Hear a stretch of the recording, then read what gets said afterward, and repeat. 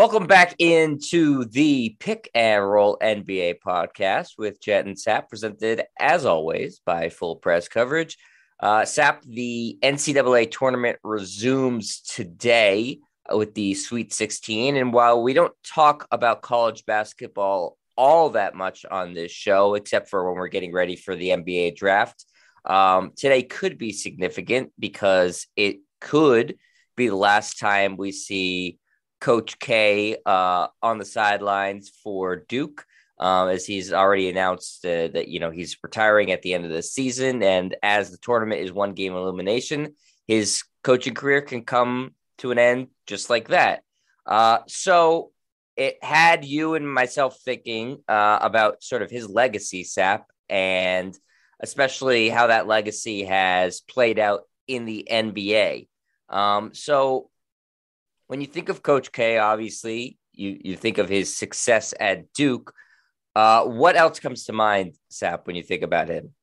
Well, you consider his success at Duke, 5 national championships, and also as head coach of Team USA. How many times has he coached Team USA to gold medals? And not that that's a great accomplishment, but he seems to be one guy who was a college coach who was cut out to also coach the pros. We saw that Greg Popovich took over the job and did win a gold medal at the last Olympics, but it wasn't as smooth as it was with Coach K.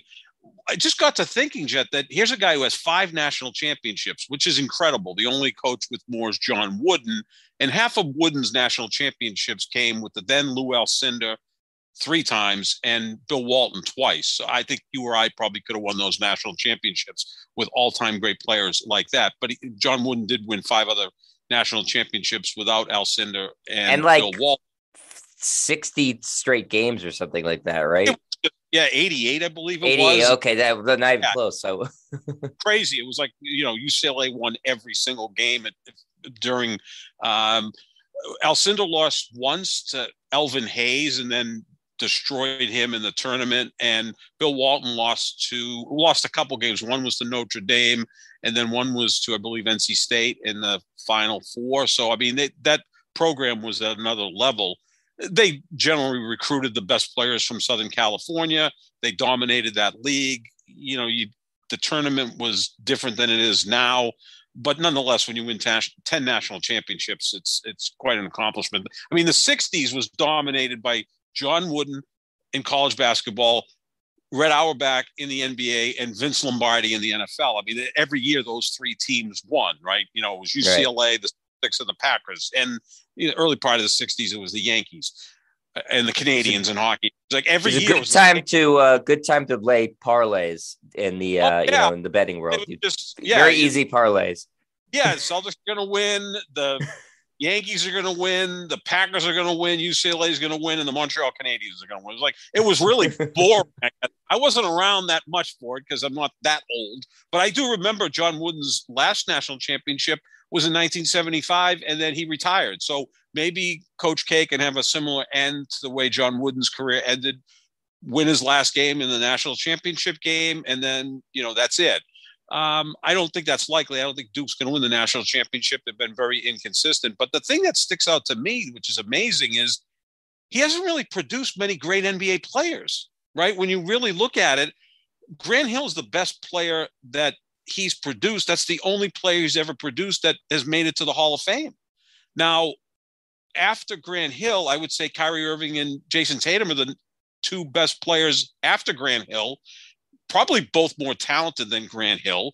And I think eventually Kyrie and Jason Tatum can make it into the Hall of Fame.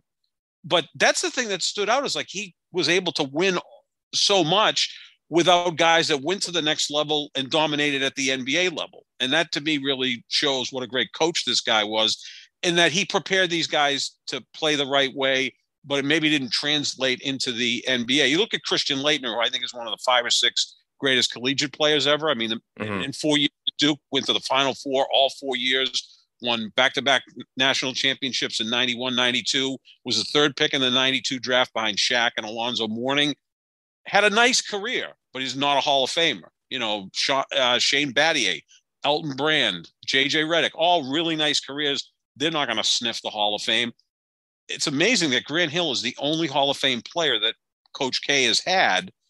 And again, I think Tatum and Irving eventually can get there, but Tatum and Irving didn't win at Duke. Hell, Irving played 10 games at Duke his freshman year, and then it's a good preview of what was to come in the NBA. There you go. Yeah, he played only 10 games, had the toe injury, and was still the number one pick. Tatum played 29 games at Duke his freshman year, and then declared himself for the draft and was the third overall pick. So that's the thing that sticks out to me, Jet, that here's a guy who just had an incredible 40-year run at Duke, but not a lot of great NBA players.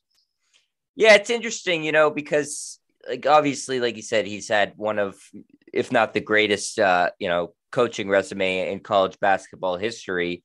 And you would think that would translate to more great NBA players, except for, sometimes the jump from Division I to college, actually, oftentimes I should say it's hard to predict. Like, some of these guys were immensely talented still, and they went high in the draft, and they just didn't pan out in the NBA. So they had like the requisite physical skills, you would think, and for some reason it just didn't work out. Like, let's say, for example, Mike Dunleavy Jr.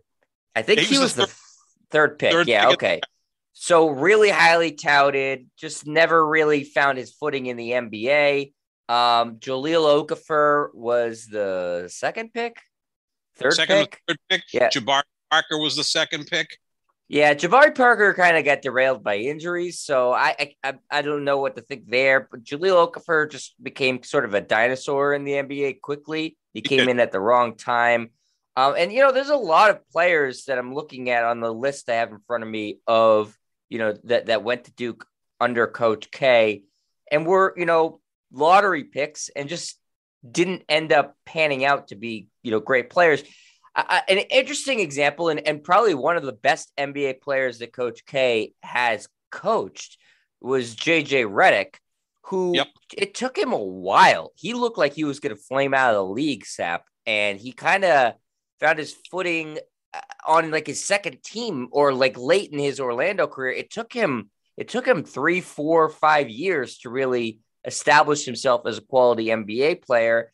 And then, you look at other guys who like Carlos Boozer, who was a second round pick and sort of found immediate success in the NBA. So I don't know if this is a Coach K thing or if it's just an NBA thing where the scouting is just, it's tough. It's tough to nail this thing down. You look at Jay Williams, who was the second overall pick, looked very promising with Chicago, and then was in a motorcycle accident and was never the same guy, right? When you talk about JJ Redick, the league came to him, right? Because he was a really good three-point shooter, and now that became more important after 4 or 5 years in the league. So the sport came to JJ Redick, and he had a really nice career. Shane Battier was a guy who was like the perfect team player. Like LeBron James loved playing with him in Miami, and they won a couple of championships together, and it worked out really well. So, yeah, I mean, these are all really good players. Elton Brand was the first pick in the draft and was had a very good career. Yeah. Had a good career, but never quite to the level that you would think where they were drafted. Whereas, you look at Grant Hill, who I believe was the third pick in the draft that year. He had the best career of any Duke Blue Devil, without question. I think Kyrie, we can make a case, is the most talented of all these players. And I think Jason Tatum may end up having the best career of them all because already in his fifth year, he's just getting better every single season. And, down the road is going to be an MVP candidate. I mean, a Duke Blue Devil has never won an NBA MVP. Grant Hill finished top 5 a few times because Grant Hill was actually trending to become the best player in basketball, but then he suffered injuries. Injury after injury after injury. Yeah. Right when he left Detroit and went to Orlando, his career really started going, getting bogged down by injuries. And then he had like a late career resurgence in Phoenix, who has long been established as having like the best medical staff in Phoenix, and like I think they work wonders for him. But yeah, I mean, Grant Hill obviously fantastic. What I'd say one of the best collegiate players as well, and I think a worthy NBA Hall of Famer or basketball Hall of Famer. I've always been a Grant Hill fan. It almost comes across as like the Derek Jeter of basketball, just a class act, a guy who never says the wrong thing. Now he's heading up USA Basketball. He did the games on CBS. Just someone who's eminently likable. I mean, more likable than Jeter, to be quite honest with you.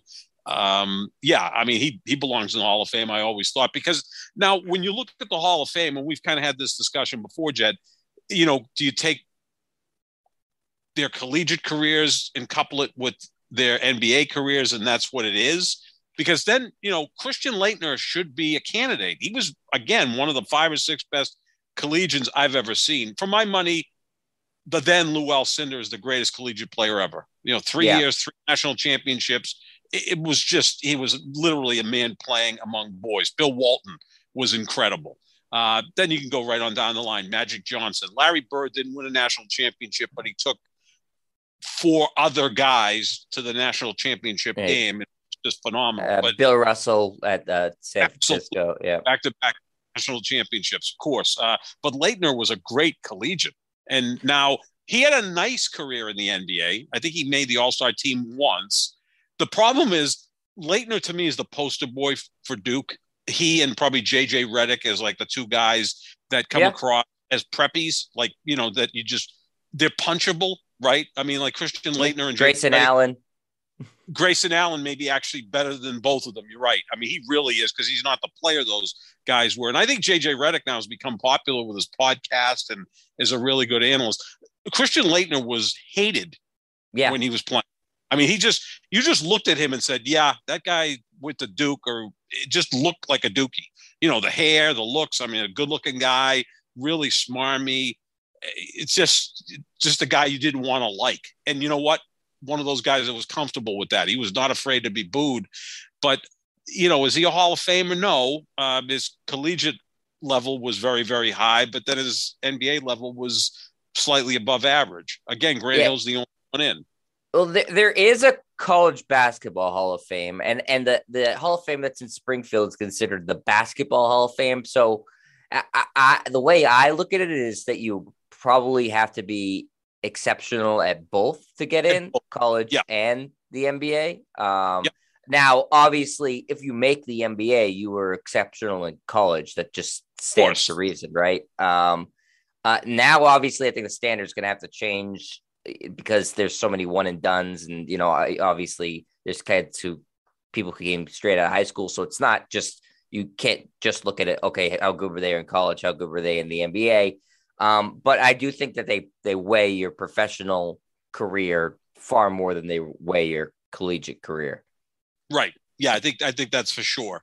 My guy Marcus Johnson's a finalist for the Basketball Hall of Fame, and I've always pushed for him to make it. He made the All-Star team 5 times, and there's plenty of guys in the Basketball Hall of Fame that made fewer All-Star games. And he was also Collegiate Player of the Year in 1977, won a national championship at UCLA. I think you put the 2 together, you have a Hall of Famer. But that's a different discussion for a different day, although it's not that far away. I believe it's April 1st when they're going to announce the class of 2022.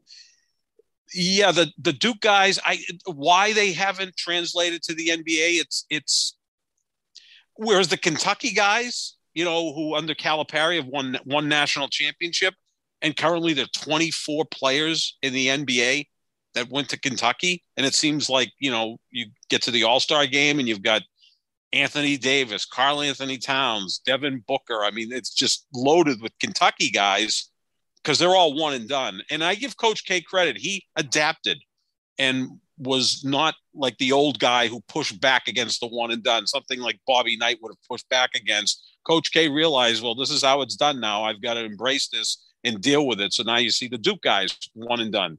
Kyrie Irving, Jason Tatum, a lot of great players. So he's been able to adapt to that. It's so difficult when you really think about it that let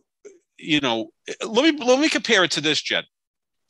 USC has always been considered a football power, right? I mean, it's one of the most traditionally, yes. Traditionally, no. And I think with Lincoln Riley there, it's going to pop up again. But overall, yes, definitely pretty good. You realize that a USC quarterback has never started a Super Bowl? Yeah, that's wild. Whereas a BC quarterback has in Matt Ryan. So it's just like Two BC quarterbacks, Matt Hasselbeck also. that's right. That's right. That's a good point. Yeah, with Seattle in the '05 season. Yeah, two BC quarterbacks, but nobody from USC, and USC is, for many years a top 5 program. But they've produced a lot of pro quarterbacks, but none great. I mean, I'd put my money on Carson Palmer being the best of the group, and if he hadn't got hurt, I think he may have gotten to a Super Bowl, may have got to the Hall of Fame. But just look at all the other guys they produced, from Sam Darnold to Mark Sanchez, good quarterbacks, but, not at the highest level. So Right. it's kind of like that, where here's Duke that's always in there. And he builds a full team. So it's deeper. Guys have roles. He coaches well. And in the end, winning 5 national championships. And again, they're stretched out, which is pretty impressive. 91, 92, 2001, 2010, and 2015. Think about that. 25 years apart from his first to his fifth. That's damn impressive. Yeah. I think that's a good comparison, Sap, because I was thinking, in college, a lot of times when the draft comes up for the NFL in college football and stuff, you're looking at the system that they played in, not necessarily the coach that they played for, but I'm saying, like, okay, do they run a spread offense? Do they run like a triple option? And that might affect their draft stock.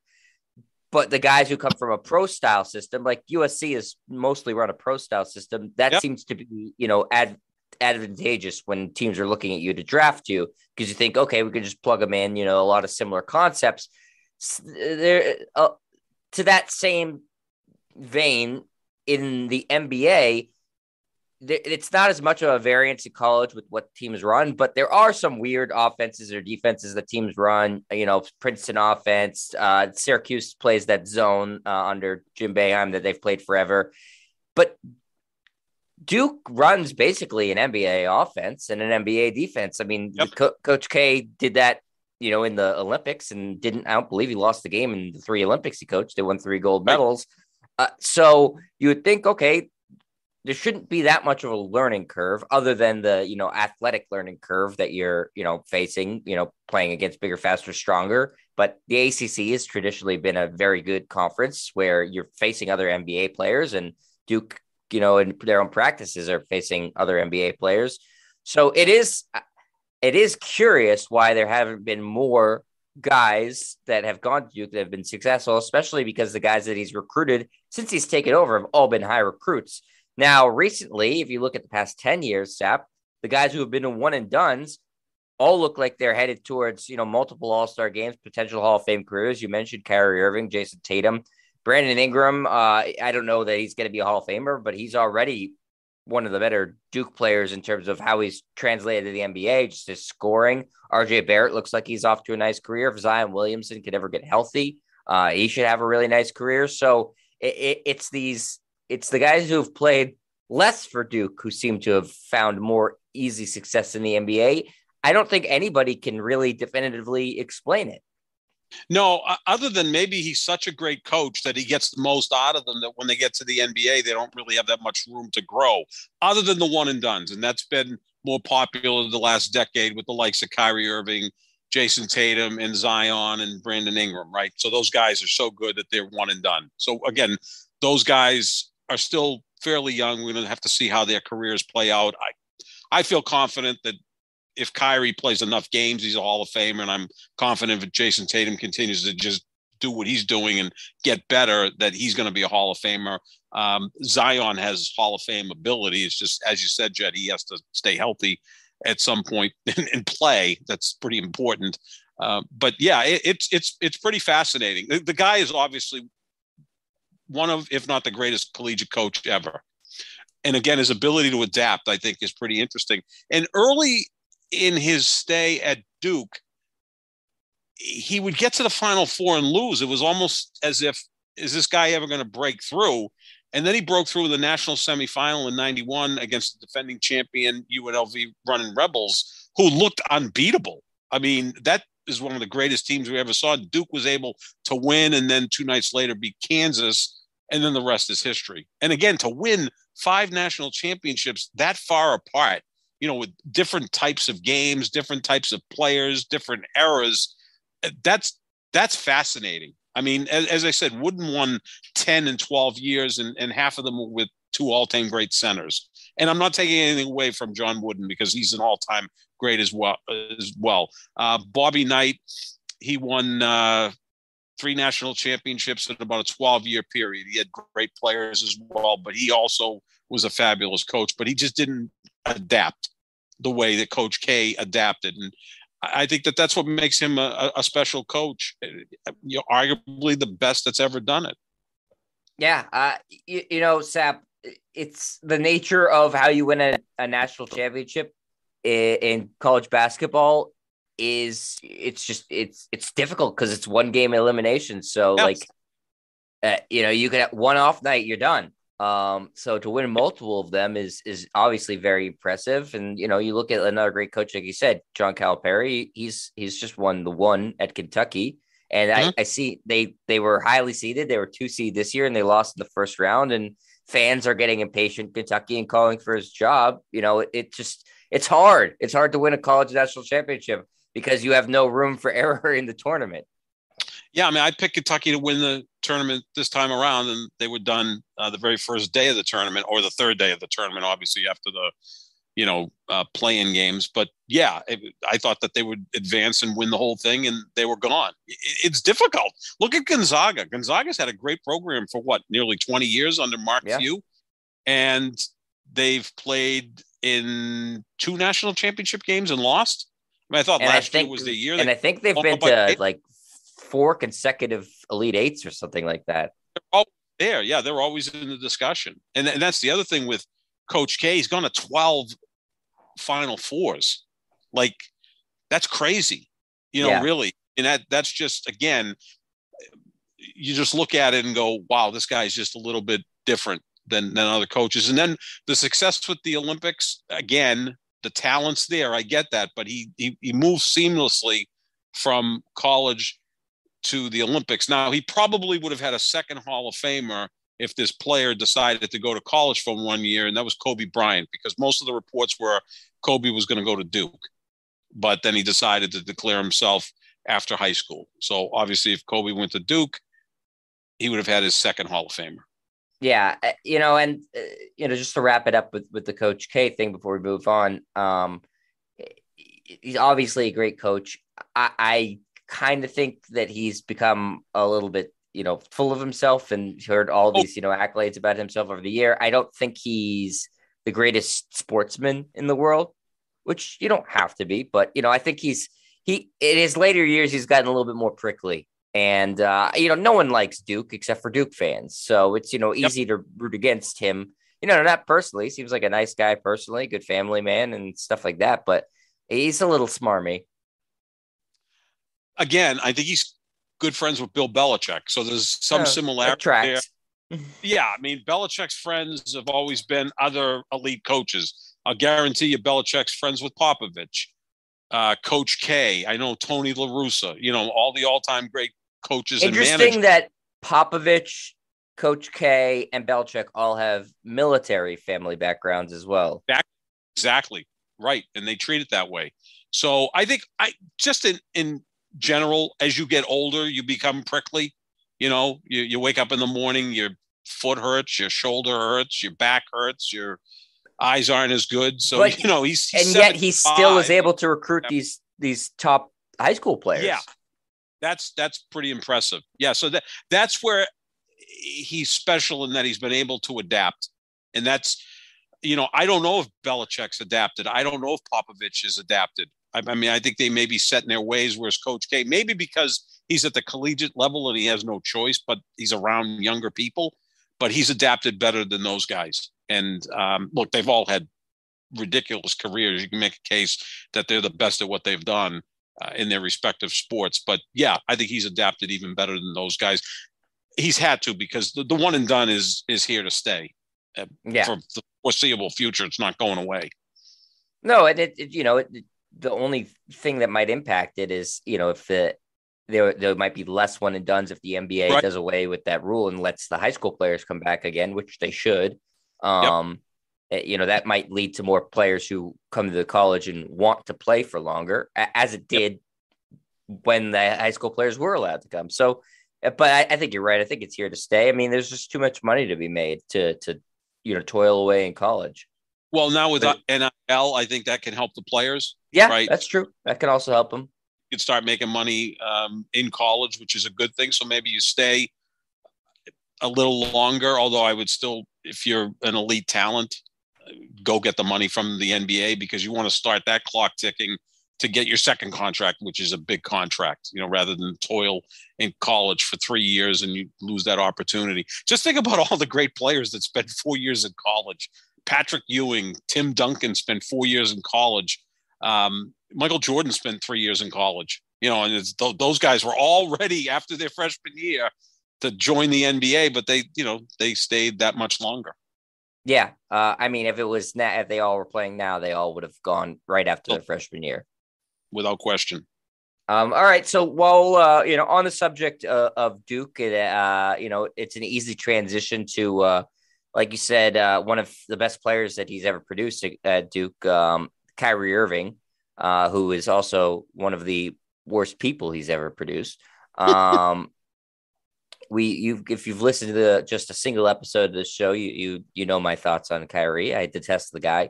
But he's now going to be able to play in home games, which is a change from what it's been the entire season, because he's refused to get vaccinated. He hasn't really explained why. He's had a lot of, saying, he's standing up for people who's lost their jobs. He doesn't believe in the sign. I don't know. This guy's out of his freaking mind. But the important thing for the Nets is that now he can play as the mayor of New York City has rolled back the city's mandates for employees going into their place of work if they are unvaccinated. That's what's kept Kyrie out. That is being rolled back today officially. And now Kyrie can play in all the games for the Nets, barring the ones they play in Canada, because Canada is still not going to let unvaccinated players play there. So, Sap, what does this do to the Nets now? Well, I'm glad it's happened. I mean, we talked about this 3 weeks ago, and I thought it was ludicrous that he could sit on the bench, but he couldn't play. Visiting players who weren't vaccinated could play, but Kyrie couldn't play. I thought it was just absolutely stupid.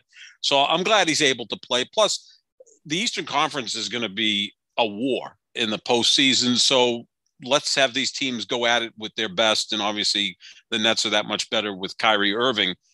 Look, can Kevin Durant and Kyrie Irving win the East? I would say yes. A year ago, Kevin Durant and Kyrie Irving for a couple of games in the Bucks series, and a hobbled James Harden took the Bucks to 7 games in overtime before losing, and the Bucks ultimately won the championship. So you would think that the Nets are still going to be formidable as long as these two guys are healthy and playing well.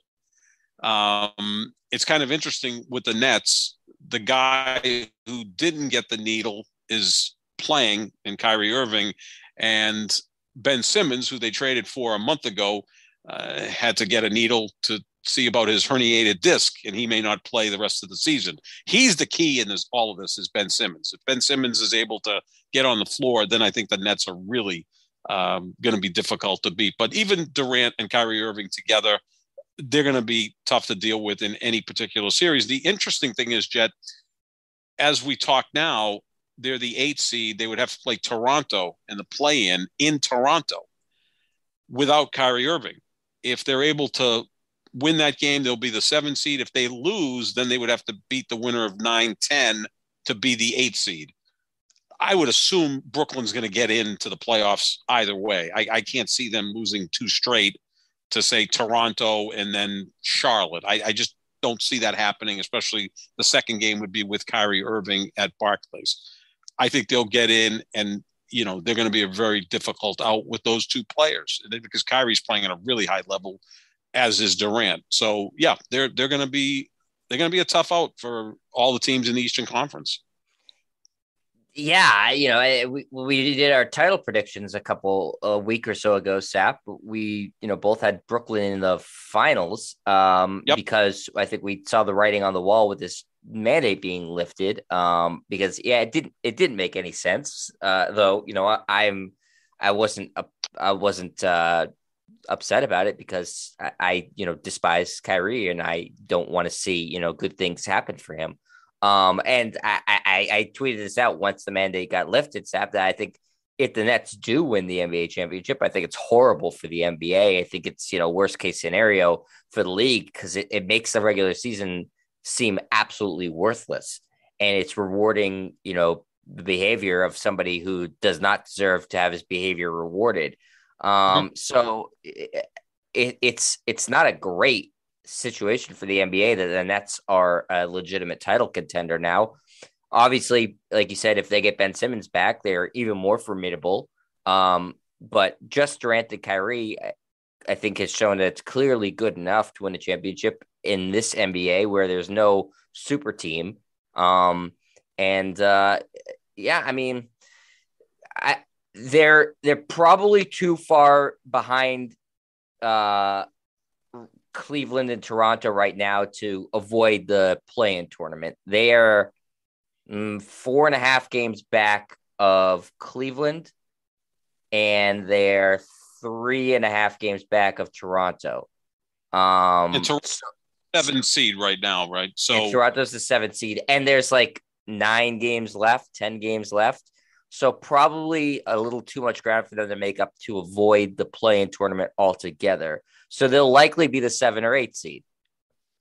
it sounds like they'll be the 8 seed. I don't even see them catching Toronto, right? Because you said Well, no, I'm saying if they beat Toronto in Toronto, they're the 7th right, seed. then the 7th seed, right? If they lose that game to Toronto, then they would play either Charlotte or Washington or whoever, the winner of that matchup, and then they would become the 8th seed. Yeah, so they're going to be the 7 or the 8. They're not going to catch Cleveland for the 6, which becomes interesting to see what the teams at the top now start to think of. Will the Heat and the Celtics and the Bucks and Sixers try to avoid Brooklyn, which is always kind of risky. You don't want to necessarily start scoreboard watching to the point where it impacts your play. But yeah, they're going to be a tough out. And if they play in Toronto, that could be a tough game because, again, Kyrie wouldn't be there. Toronto, we know, is a well-coached team, something that the Nets aren't. But, when Kevin Durant's on the floor, for the most part, the team he's on is going to be the favorite, and that would be the case even in Toronto without Kyrie Irving. Yeah, I think you've seen a little bit of standing watching amongst the top contenders in the East right now. There's very little separation between 1 and 4. The Heat have the best record. The Sixers, Bucks, and Celtics are all a game and a half behind, so they're in a virtual tie for the 2 seed right now. And you saw that Philadelphia went into Miami in a game that could have secured them the 1 seed and didn't play Harden or Embiid, and they still won the game. So I think they were trying to lose that one because they don't want to face Brooklyn potentially, and it didn't end up paying off for them. Miami's been struggling a little bit down the stretch here, resting some players. I do think that teams are trying to avoid Brooklyn in the first round, is what it looks like to me. Yeah, so you want to avoid being the 1 or 2 because Brooklyn can only be the 7 or 8. And I think right now the teams playing the best in the East would be Milwaukee and the Celtics. So I think at this point, I don't think those teams are trying to avoid Brooklyn right now. I don't see that. Boston's, we're going to talk about this in a podcast later in the week. Celtics are steamrolling teams. Milwaukee seems to have really hit their stride now. But Philadelphia and Miami seem to be tapping the brakes a little bit. I think they are standing watching. Absolutely. And it would look like Miami, Philadelphia, Milwaukee, and Boston will be 1, 2, 3, 4 in some order because Chicago's kind of fallen on hard times. I saw a stat where Chicago was 2-18 against the top 4 teams in each conference. That's not good. That's not good at all. They beat up on the bad teams, but when they play a top 4 team, they're 2-18. I mean, that's just The Pistons are better than that against the top four in the two conferences. Cleveland's not going anywhere. So, yeah, I would think those four teams will finish 1, 2, 3, 4, which will secure them home court advantage. But, yeah, no one wants to play the Nets for a good reason. I mean, last week we were talking about the Nets Golden State being in the finals. The fortunes of the Nets have gotten better now that Kyrie can play the home games, and the fortunes of the Warriors got worse because Steph Curry got hurt against the Celtics and probably is out till the postseason. So we're going to have to see how that continues on with the Golden State Warriors. So as far as Ben Simmons is concerned, Sap, it's a herniated disc. It seems to me like the Nets were so desperate to just pull the trigger on the James Harden trade that they didn't really do their due diligence medically on Ben Simmons. Right. Yeah, I mean, they would have known that, right? You would think, unless it happened since he's been there, which doesn't make any sense since he hasn't really done much. I mean, they did get Seth Curry and Andre Drummond, who can play key roles, but obviously Simmons was a centerpiece of that deal. I don't know if we're going to set a percentage on the chance of Ben Simmons playing this year is less than 50%, I would think. Yeah, I'd say 30%. Right. And I mean, again, for the future, it's bright. You can get him straightened out and play next year. And, you know, Kyrie's still fairly young and Durant doesn't look like he's going anywhere. So, you know, they have no reason to rush him. No, really. No. Again, Durant and Kyrie Irving, if they're healthy through the playoffs, good luck beating them. I mean, you know, Durant, I push back when people say Durant's the best player in the world because I think that title belongs to Giannis. Simply because in the last 3 years, Giannis has played 100 more games than Kevin Durant. It's enough of a difference for me to go with Giannis as the best player in the world. But we know what Durant can do. I mean, as a scorer, there's no one better. And no one who makes it look easier than Kevin Durant. But, yeah, these Eastern Conference playoffs are just going to be fantastic. I can't wait. Do you think this is an injury that's going to be a lingering, impactful injury for the rest of Ben Simmons' career, Sep? Again, when you're talking about a 6'10" guy, that's always a problem. Backs are a problem, you know. Do they have to go in there and perform surgery?